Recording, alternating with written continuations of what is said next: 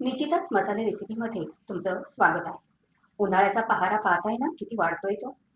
त्यामध्ये थंडगार असं कोकोनट काला खट्टा लिची मॉकटेल प्यायला मिळालं तर हवाच. त्यासाठी लागणारं साहित्य आपण पाहूया.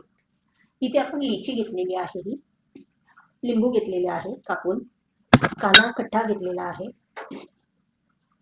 त्याच्यानंतर बर्फ घ्यायचा आहे, बर्फाचे तुकडे. आवडत असेल तर आपण सब्जा घ्यायचा आहे, नसेल आवडत तर स्किप करायचं आहे. आणि इथे नारळाचं पाणी, शहाळ घ्यायचं एक. आता ते काढून घेऊयात आपण नारळाचं पाणी.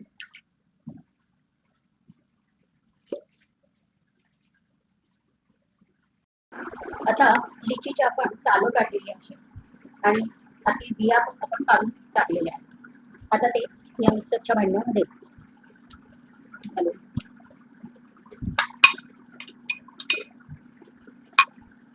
त्यानंतर बर्फ, त्यानंतर आपण लिंबाच्या फोडी,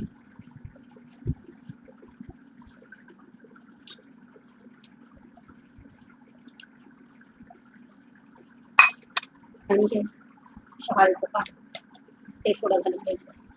आणि आता आपण मिक्सरमध्ये फिरवून घेऊया. तर आता आपण मॉकटेल बनवायला घेऊयात. तर प्रथम आपण हा काला कट्टा घालून घ्यायचा आहे. साखर आपण बिलकुल घालणार आहोत नाही आहोत. त्यानंतर आपण हे मिक्सरमधून बारीक केलेलं लिची आणि नारळाचं पाणी ते घालून घ्यायचं आहे. त्यानंतर बर्फ घालायचा आहे.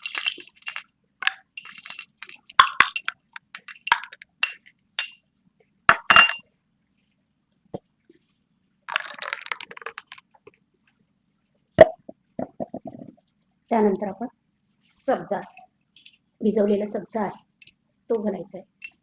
इथे घातला नाही तरी चालेल, पण उन्हाळ्याचे दिवस आहेत, सब्जा खाल्ला तर थंडावा होतो. अशा प्रकारे आपला मॉकटेल तयार झालेला आहे. तर गार्निशसाठी आपण लिंबाची फोड लावून घेऊया.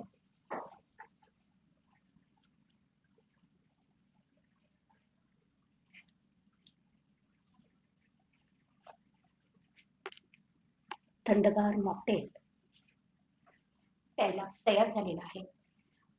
अशाच नवनवीन रेसिपी पाहण्यासाठी निश्चितच मसाले या रेसिपी चॅनलला तुम्ही अजूनही सबस्क्राईब केलं नसेल तर सबस्क्राईब करा.